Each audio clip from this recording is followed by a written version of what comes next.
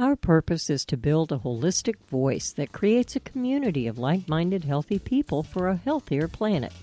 Our goal is to unify the community, nourishing the growth in mind, body, spirit, awareness, and wellness. We want to engage our community and visitors so they have access to powerful momentum of the holistic presence in our community. We do this by creating awareness through interviews, providing education and awareness of cutting-edge modalities. We also provide access for consumers to quality natural health and wellness professional and practitioners and like-minded business that support this community. Thank you for listening with us on Healthy Planet One. Stay with us for the next interview with our next holistic guest. Welcome, everyone. This month's focus is on intention and building success for this new year. We've had two speakers talking about their successful businesses and how they got there. And we now are launching our two-part series today on the tools that you can use to build your successful year. We invite you to listen in each week. And I'd like to just say we've got our two people are Michele, who we're going to be talking to in a moment, very experienced practitioners, and the other one is Kimberly, we'll be talking to in our second part, who use these resources daily for their decisions, inspirations, and direction for their lives and their businesses. So we want to welcome you, Michele, for joining us today. Hello there. Welcome, Michele. Well, thank you. Thank you. I'm very excited and grateful to be working with a team like you two. And it's so great to have you. We know you are a professional wellness coach and a Reverend, and you work with the science of astrology, numerology, psychology, and mindfulness, basically, in one's life. I've loved working with you over these past years, and I know that your clients really benefit from your skills that you employ in your work. So, and I know you have a great handle on numerology and astrology. So now we're focused on 2020. What are your best suggestions that we need to be alert, aware, and prepared for? Well, at this particular time, we have many planets that will be going retrograde. And some people think of that it's not a positive, and it actually is a positive because it allows us to relax. It allows us to pull back and look at our life and see what we're doing with it and how we'd like to build a better now and a better tomorrow for ourselves and our community, because we are part of the whole. I agree with you on the retrogrades. Yeah, sometimes people, they fear them, but it's a really great time, like you said, to take a step back and to go inward and to review stuff. So to me, it's like a safety net, wouldn't you say? Well, and you know it also allows us to relax. I'm sorry if I interrupted, because I think relaxation, it begins with an R, and it reminds us, remember to rest, pull back, take it easy. Well, I like that because I've seen there's a book that says Surviving Mercury Retrograde, and that seems to be a not real positive and productive way to be thinking about it, right? And so when you bring it up, relax, I know, Michele, that people feel really challenged at times. And particularly that seems to be a lot of challenging in getting 2020 started. So what would be your suggestion? What are some of the key things other than the retrogrades and turning that around to really use it as reflection? What else would you say about 2020? Well, it's a beautiful number. If you want to just look at the number itself, 2020. So we get twice as much time and we have twice as many gifts. And the zero is like an open canvas. And it's really our gift to begin this new decade with this opportunity to be balanced, because balance is the key to success. We're half male, we're half female. So which side of our personality do we lead with? Where are our talents? So when we pull back and we take out our pen, because I think the pen and the paper are the foundation for the self-evaluation. And the 4, it governs practical, systematic, smart thinking, and be decisive. 4 is very decisive. And I think for myself, the quicker I can make a decision, the more power I have to move forward. And how did you get to 4? 2 and 2. 2 plus 2. Okay. Just for our listeners. Well, thanks for asking that question, because numbers really are a sacred science. It goes way back past Egypt. I mean, it goes into before Christ, and I really don't have enough time to explain how long it's been here. All I know is it's working for me today. And when I'm alert and I choose my words and I'm conscious of my heart, then I can take action that's mindful. And, you know, I walk every morning and I walk in a nature preserve and I look at the pond. And this is a beautiful visualization. The pond is always flowing, and yet it's a graceful stream. It's not rushing ahead. It's not rolling out of control. It's very calm. So that's the beauty of being alert and choosing my words and coming from my heart and having an intention. And then I consider what works for me and for those I'm in relationship with. So let me ask you, Michele, 2020, it's a very interesting number to look at. Yeah. Right. I also have heard that it relates to the divine feminine. Do you have anything around that? Yes, because if you recall, I mentioned a retrograde, and the most important retrograde for that answer is Venus. Venus will be retrograde.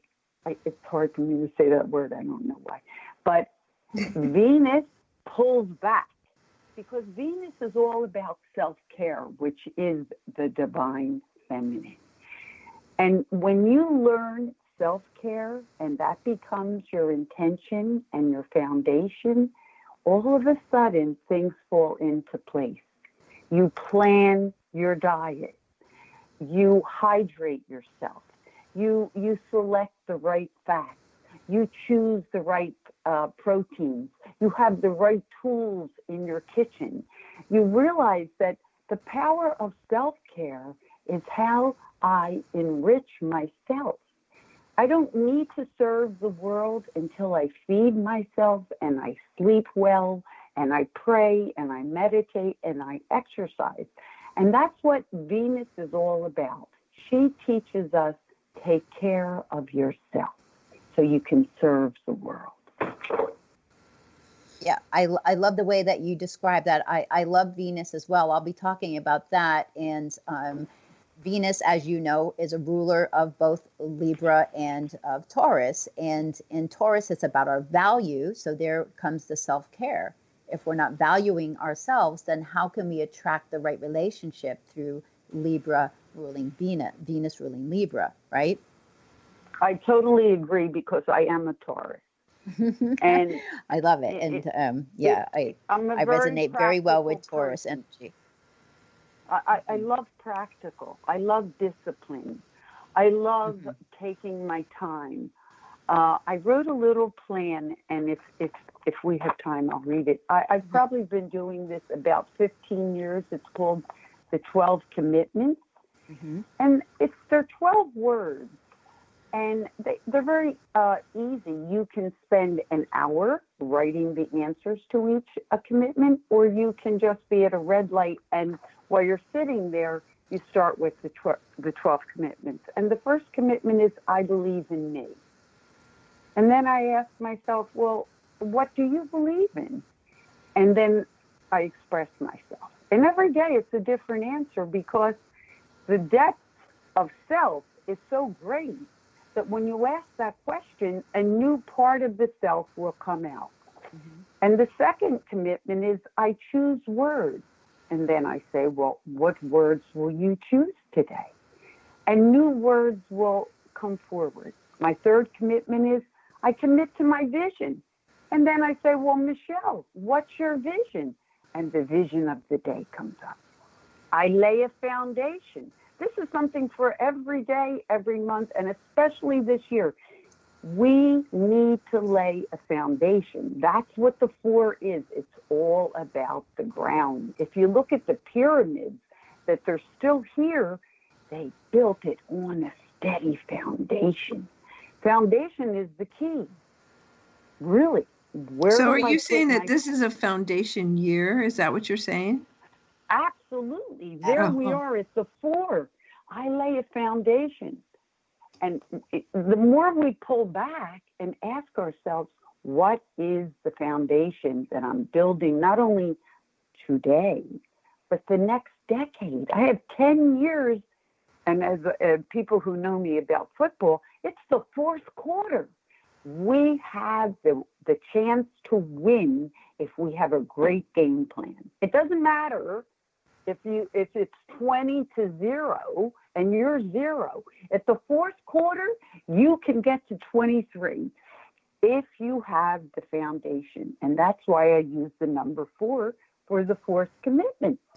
I love that, because our theme is intention and building. So that's really very much in alignment with what you're talking about. I love the way you described your 4 commitments, though, and that's really beautiful. And I'll definitely build on the theme of foundation as it relates to Saturn and the number 4, which vibrates. It's all Pythagorean theorem. It's all quantum physics. It's all vibration, like you said. It's been around forever. It's vibration, but 4 does vibrate the same energy as Saturn. So it's a very big year. And we're in Capricorn right now, which is ruled by Saturn. Yes. So I chose the numbers of the commitments to go with the number aspects. 5, and this is a magical thing to believe. I believe in a power greater than myself, the power of God. Asking yourself that every day, do I really have a relation with something that's greater than myself? And when you say yes, you relax. You're at ease because you know the divine is guiding you. The 6th one is I practice visualization. Well, visualization, like hydration, it's a practice. We must commit to the time that it takes to visualize. The 7th is I meditate as I breathe. Now we know the number 7 rules introspection. Number 8, I expect abundance with every thought, word, and expenditure. And then I question myself, am I expecting abundance today with every bill I pay, with every purchase I make? It puts me on the track to say thank you for the money I spend and grateful for the money that comes in. Number 9, I release fear, doubt, and procrastination. That is the biggest key and the value for retrograde. When I can release, I do not procrastinate. I move forward when I release. You see the value of the 12 commitments? Excellent. And then I believe in my beloved is 10. I practice appreciation is 11, because you must practice appreciation. You can't just think it. It's an energy that comes from the soul. And then 12 is I stay in the zone. Well, the zone is I believe, I breathe, I expect, and I focus. And then I go through the whole 12 commitments again. By time you do that, it's a half an hour, and you're on track, ready to roll with an artful day that's well planned. Well, and that sounds like a lot. Maybe not everybody can handle that, but I love that it's 12.